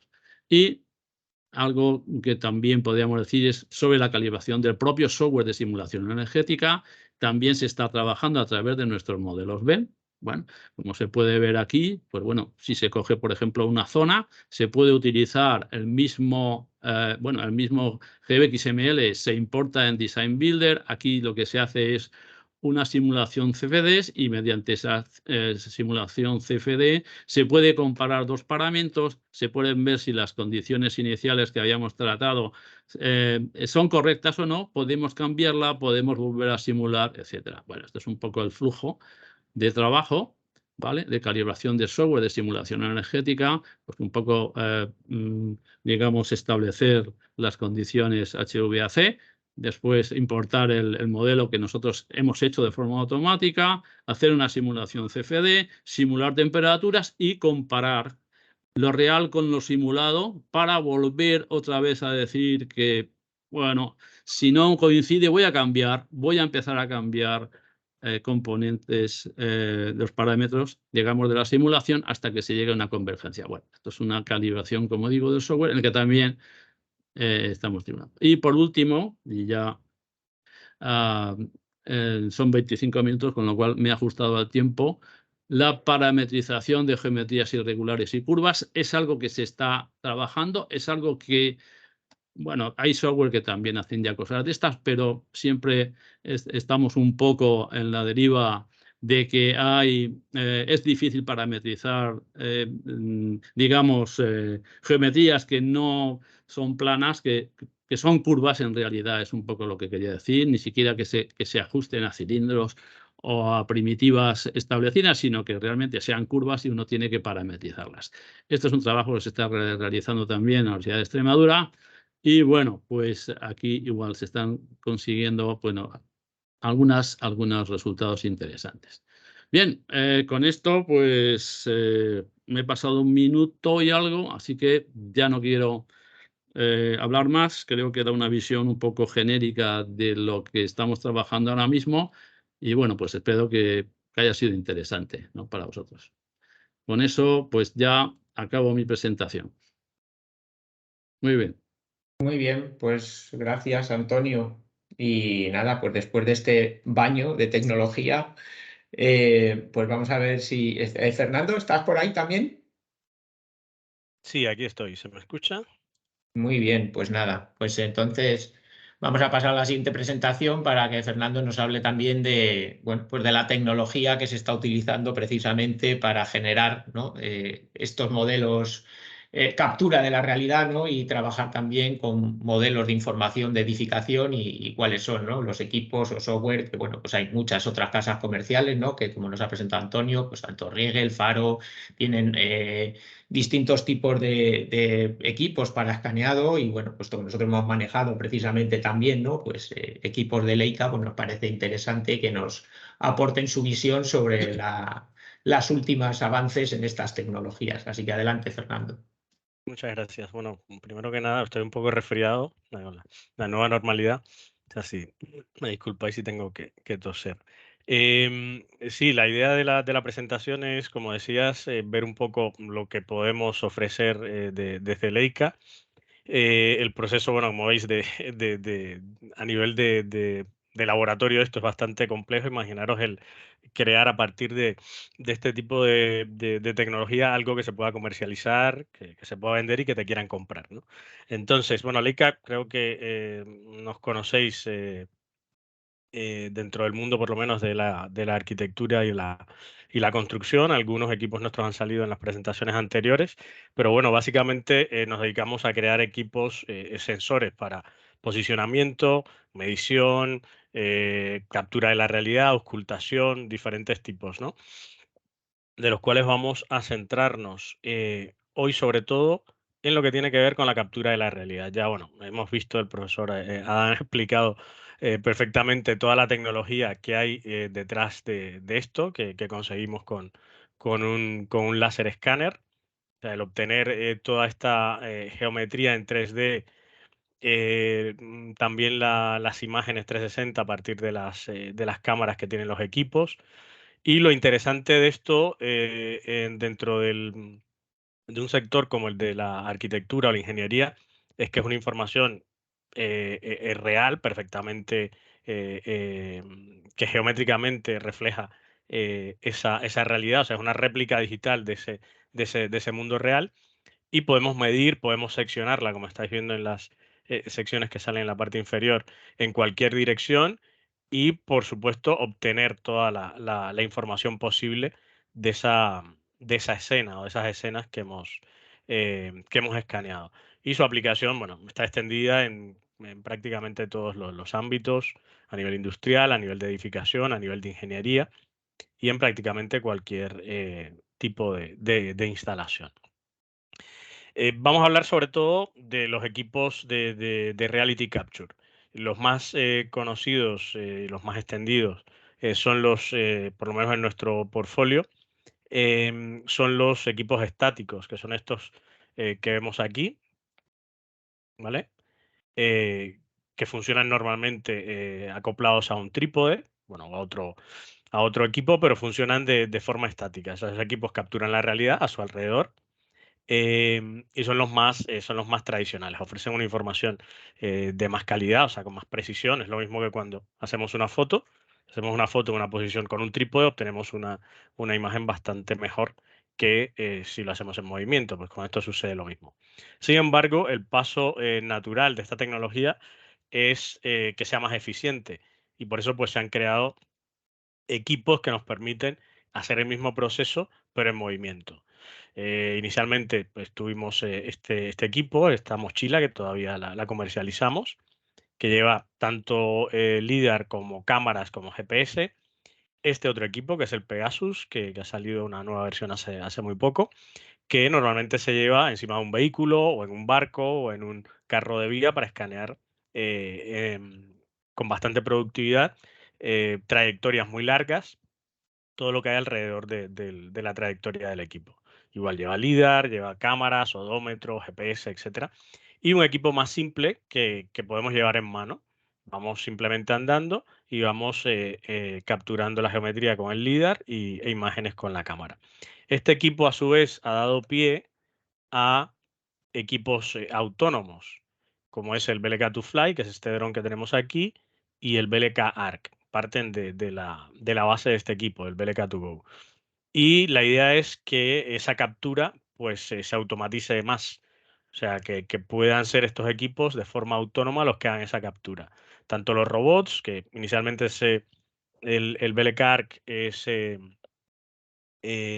comercializó integrado con Spot de Boston Dynamics, pero actualmente está abierto, o sea, toda la información está en ROS y se puede integrar con prácticamente cualquier robot, ¿vale?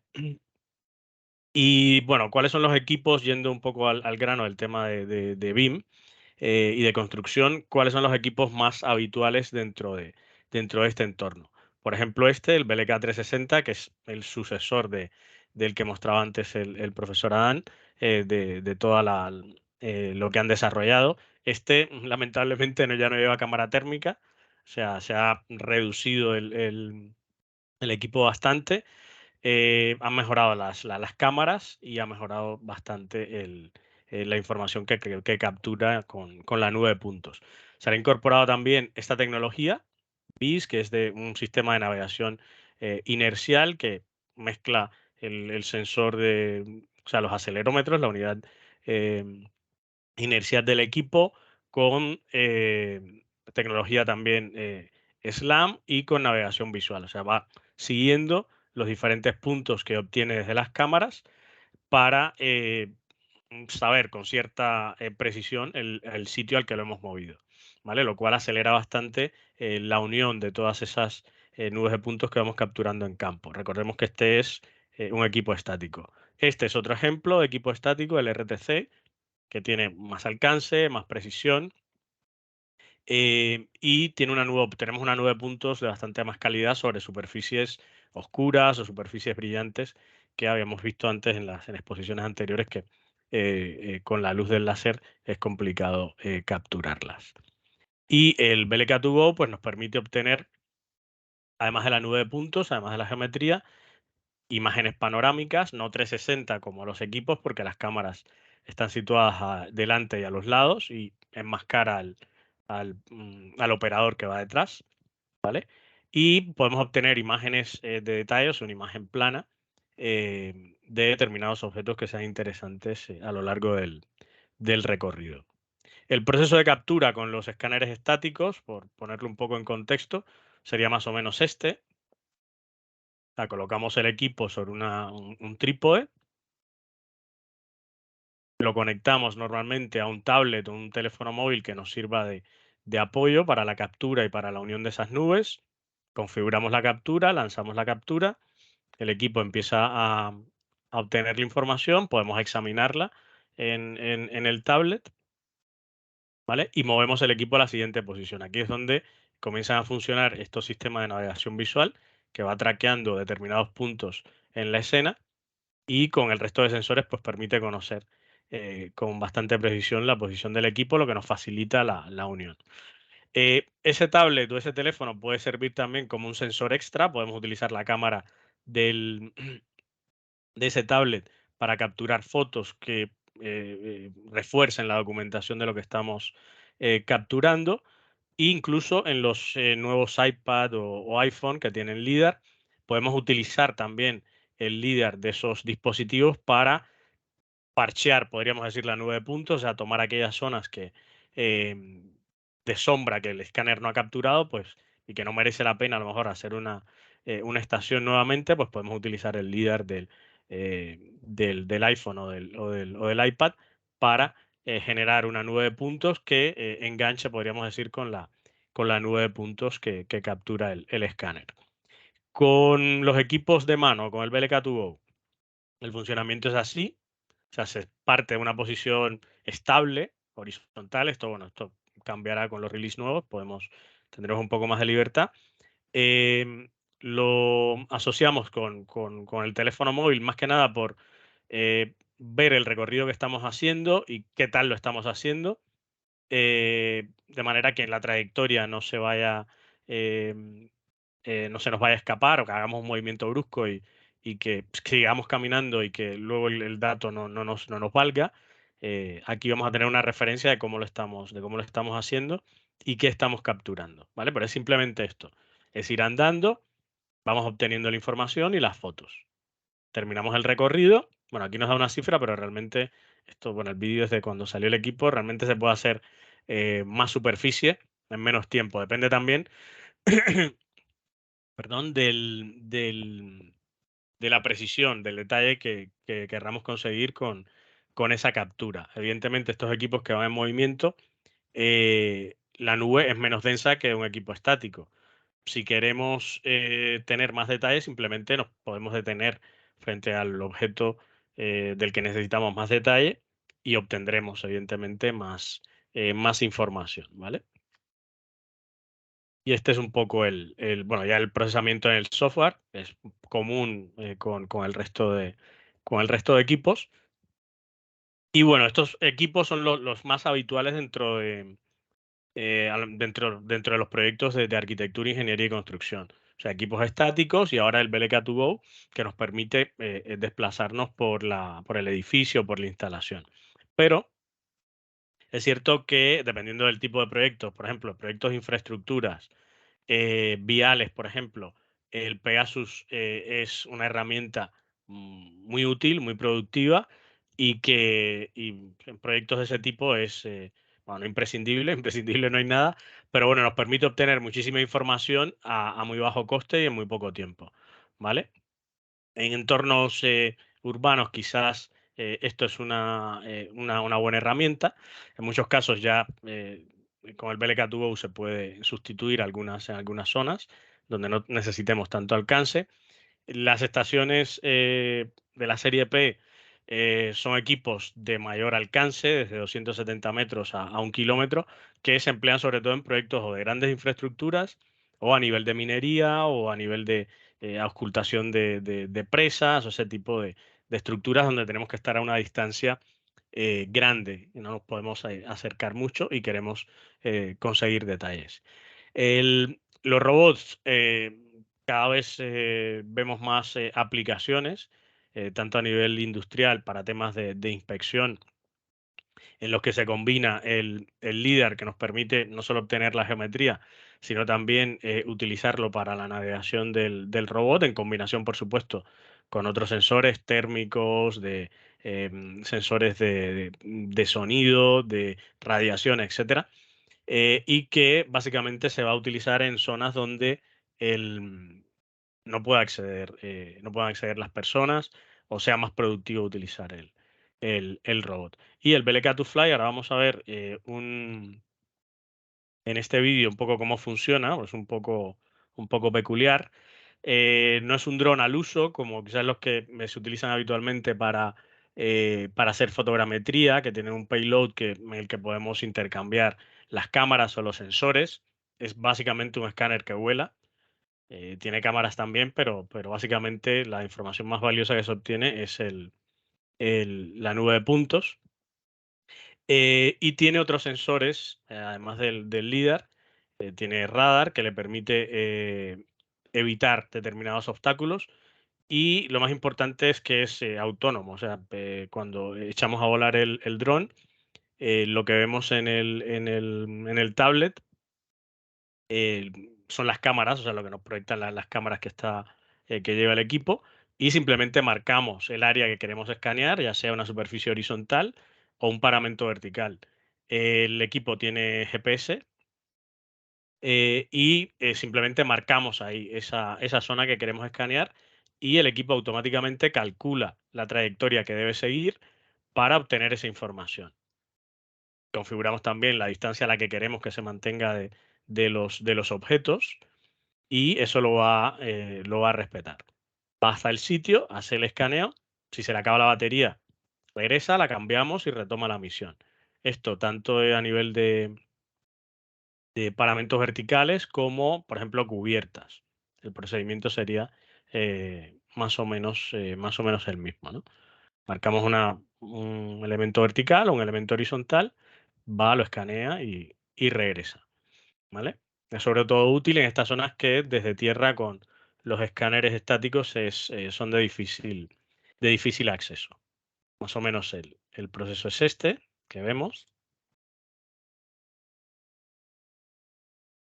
¿vale? Y el resultado es nube de puntos e imágenes, ¿vale? Más valiosa la nube de puntos que las imágenes. Pero ese es el resultado. En el caso del BLK Arc, funcionamiento similar, pero en vez de ir volando pues, o de llevarlo en mano, pues lo lleva un robot, ¿no? Más o menos la misma filosofía, va desplazándose, va obteniendo esa nube de puntos. Se pueden programar misiones autónomas, simplemente insertando un plano o un modelo 3D o una nube de puntos de exploración de una exploración anterior, pues sobre esa información se pueden planificar misiones para que el robot las haga de manera autónoma, combinando lo que obtiene tanto del láser escáner como de los propios sensores que llevan, bueno, este robot o cualquier otro sobre el que se instale el láser escáner, ¿vale? Bueno, una vez que tenemos esa nube de puntos, ¿qué hacemos con ella? Es un poco lo que se comentaba en las presentaciones anteriores. Pues a nivel general, los flujos más comunes de trabajo a partir de esa información que obtenemos son, por un lado, los de visualización, colaboración o integración de esa nube de puntos en determinadas plataformas o software. En este caso estoy poniendo aquí los iconos de los software de Leica, TrueView, Cyclone Enterprise. El análisis de esa información, o sea, tenemos una foto fija de esa realidad en un momento dado, pues nos puede servir para comparar esa realidad con un diseño teórico o hacer análisis de deformación, verticalidad, horizontalidad, bueno, muchísimos análisis.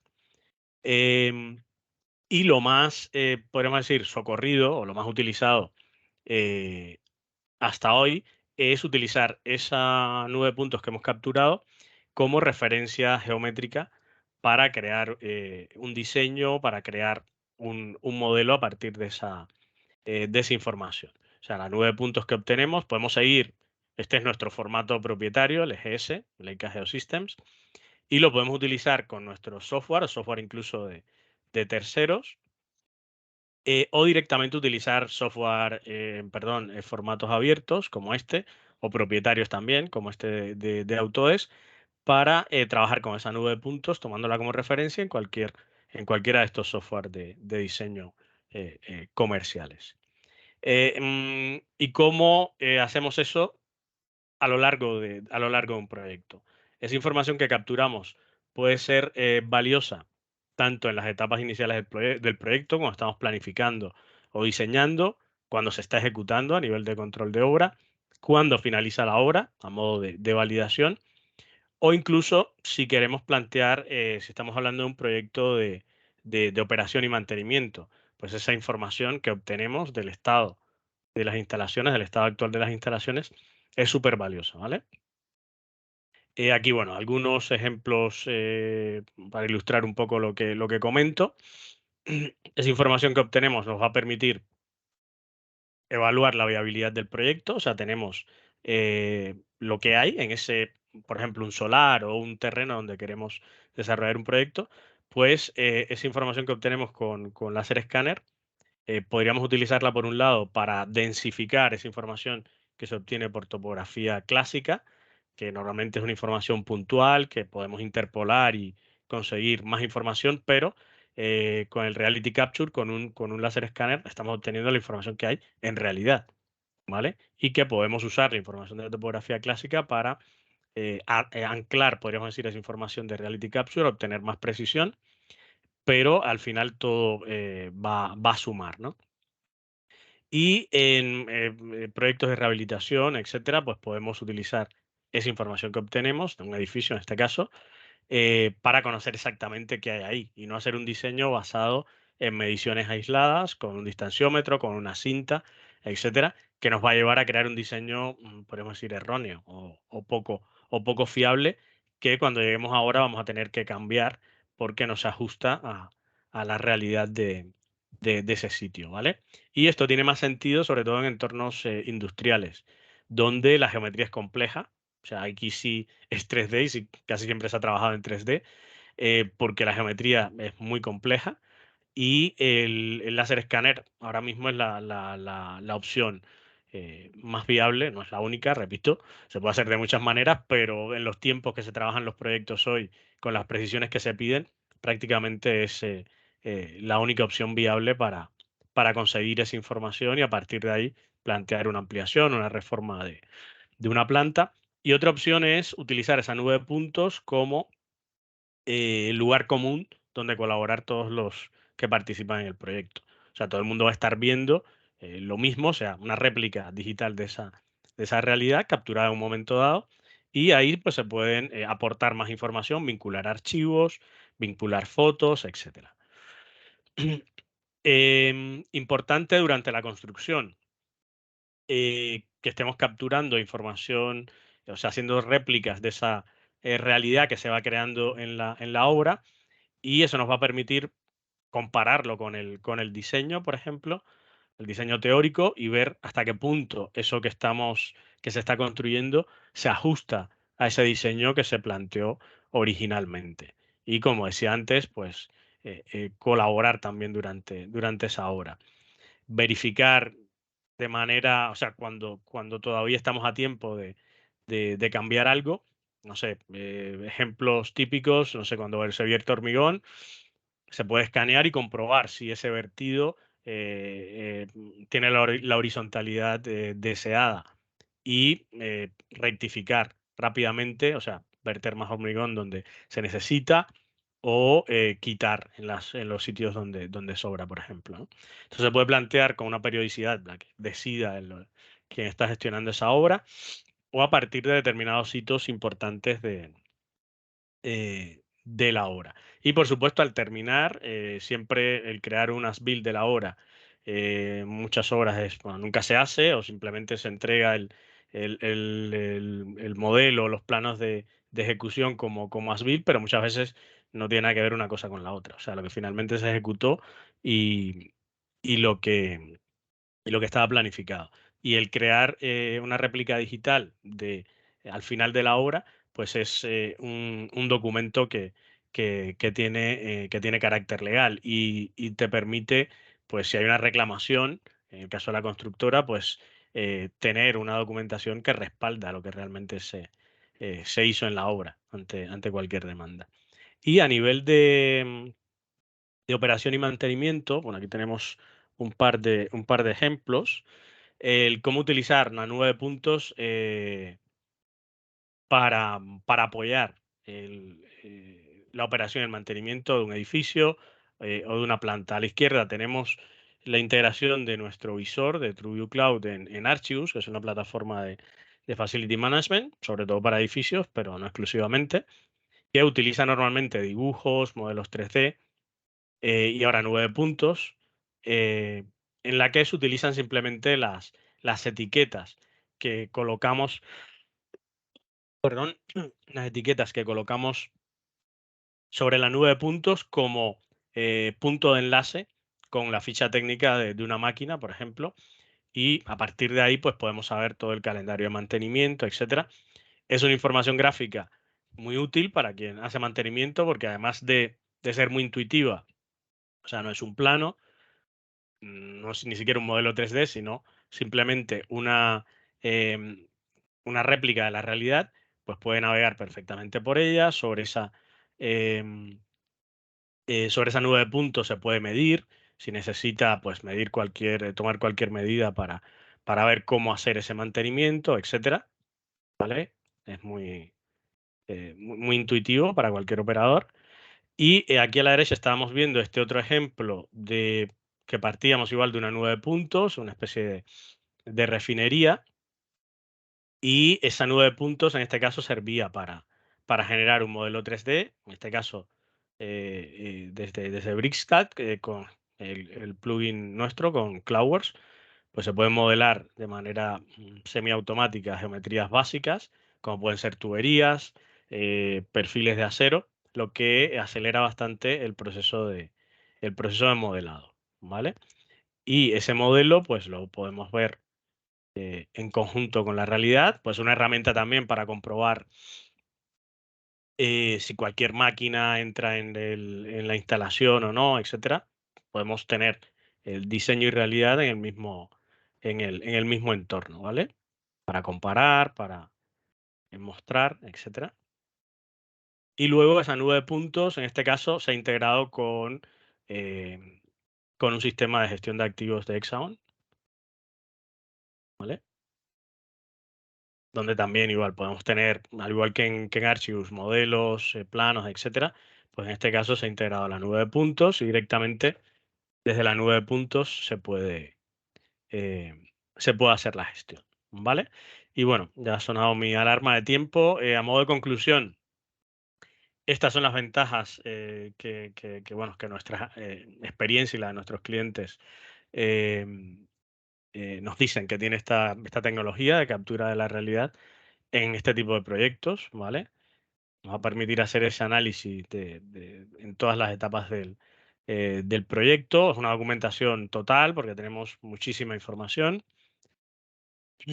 ¿vale? Y nos va a permitir, por supuesto, ser bastante más rápidos.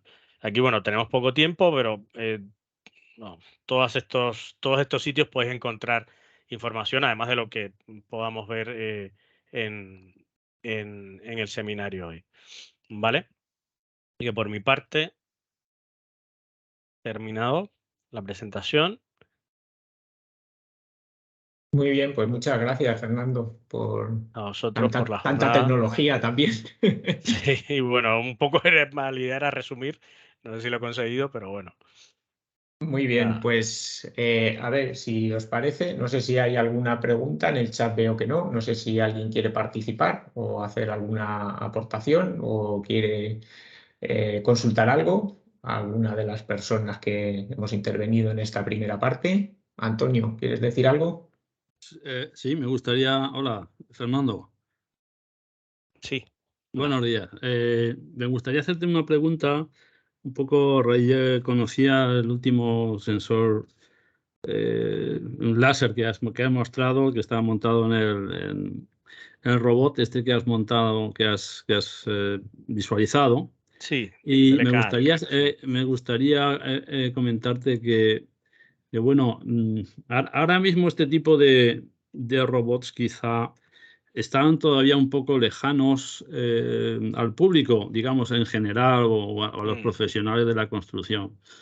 Yo no sé si Leica tiene en su agenda futura hacer un poquito más, yo diría, económico, digamos, ¿no? Este tipo de sistemas bueno, pues a los profesionales, porque realmente el robot que lleva montado El escáner, pues es un robot bastante caro. Entonces, no sé si hay alguna línea de futuro, porque ahora mismo la robótica va hacia sistemas sencillos y que sean más baratos, menos pesados. Entonces, Sí, igual que se han justo. impuesto ya los robots de estos que te limpian la casa, etcétera, Sí. bueno, y de que de hecho nosotros utilizamos un robot de esos programado, ¿no? Ah, Por sí. nosotros. No sé si eso está en la agenda de futuro, porque realmente ahora mismo ya, según se están poniendo las cosas, la tecnología va bastante avanzada. Entonces, claro, ese tipo de sistemas todavía son muy caros, ¿no? Sí, aquí, a ver, os comparto la pantalla. Justo la semana pasada estábamos bueno, yo y otros compañeros en Valencia con una empresa valenciana que es Robotnik. No sé si Sí, conocéis los. sí, las Y conocemos bien, sí.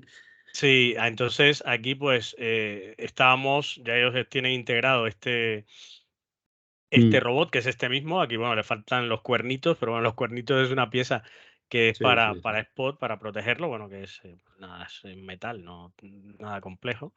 Y sí. aquí resumen, por aquí creo que tenía el vídeo, porque veáis un poco el vídeo que hizo mi compañero Rodrigo, un poco le quito la música, Sí, un sí, poco de las pruebas que hicimos allí, en las instalaciones que tiene ahí en Paterna.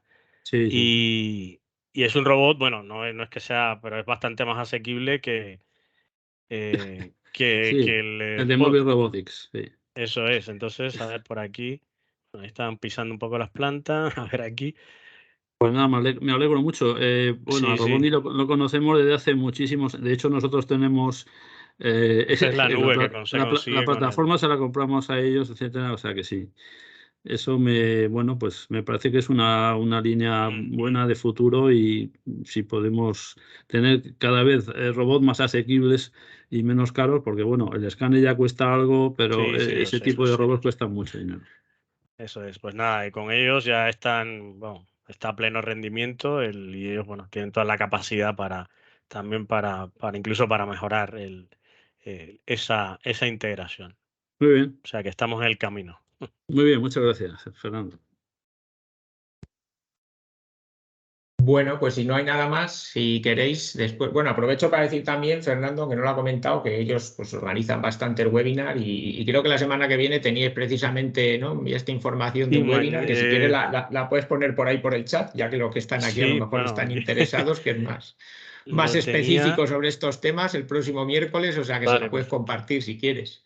Perfecto, perfecto. Bueno, Muchas pues gracias. si os parece adecuado, Israel, vamos, pues eso, como media orilla de más, a lo mejor llevamos, ¿no? Para no alargarlo demasiado, si queréis acortamos el descanso 10 minutitos para que respiremos Sí, son las y 11:30. Si pues queréis, a las 12, volvemos a 12 menos menos 20. 20. Muy No sé bien. si David o Cristina estáis por ahí ya. Buenas, sí, aquí andamos. Muy bien, vale, pues habéis oído, ¿no? Si queréis eso, 10 minutitos para que Vale, pues descanse la gente y nos hacemos un empezamos, ¿de café acuerdo? Sí, un café rápido nos hacemos. Venga, hasta ahora. Venga, pues eso, en esta segunda parte pues veremos algunas aplicaciones, ¿no?, de gente que está trabajando y llevando a cabo en ejemplos concretos, ¿no?, en su trabajo cotidiano estas cuestiones y bueno, pues que nos cuenten sus flujos de trabajo y qué tipo de cosas o de aplicaciones de los que hemos visto están utilizando, ¿no? Quizás hemos visto la parte más técnica, pues vamos a ver la parte más aplicada a casos concretos en esta otra segunda parte. Así que venga, nos vemos dentro de 10 minutitos.